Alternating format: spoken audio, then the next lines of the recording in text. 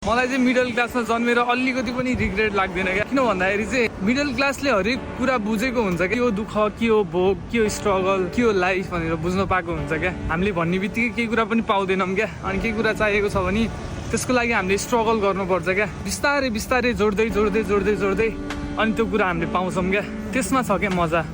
भन्ने बित्तिकै पाउनु र बिस्तारै दुःख गर्दै गर्दै जोडेको कुरामा धेरै नै फरक हुन्छ जस्तो लाग्छ क्या मलाई त। त्यही भएर मलाई कहिले पनि लाइफमा चाहिँ लागेन म किन मिडल क्लासमा जन्मेँ होला, म पनि रिच फ्यामिलीमा जन्मिया भए कस्तो हुन्थ्यो होला जस्तो चाहिँ कहिले पनि फिल गरिनँ मैले चाहिँ। किन भन्दाखेरि चाहिँ मैले बुझ्दैछु नि त दुःख भने के हो। तर कहिलेकाहीँ चाहिँ लाग्छ त कहिलेकाहीँ चाहिँ यसो कता कता चाहिँ हुन्छ। किन भन्दाखेरि चाहिँ अति नै दुःख परेको बेला, अति नै पैसा चाहिएको बेला चाहिँ म पनि एउटा रिच फ्यामिलीमा जन्मेको भए अहिले मलाई यो दुःख नै हुन्न थियो होला जस्तो लाग्छ क्या। लाग्न चाहिँ तर यसो बुझ्ने हो भने चाहिँ मिडल क्लास जस्तो आनन्द लाइफ कुनै लाइफमा पनि छैन जस्तो लाग्छ मलाई चाहिँ। यो चाहिँ मेरो लागि भगवान्ले गिफ्ट नै दिएको जस्तो लाग्छ। एन्ड आइ एम ह्याप्पी धेरै नै क्या। लाइफमा स्ट्रगल चाहिँ अति नै इम्पोर्टेन्ट छ क्या। यदि स्ट्रगल छैन भने त्यो मान्छेलाई चाहिँ के हो लाइफ भनेर सिक्ने मौका चाहिँ कहीँबाट पनि छैन क्या।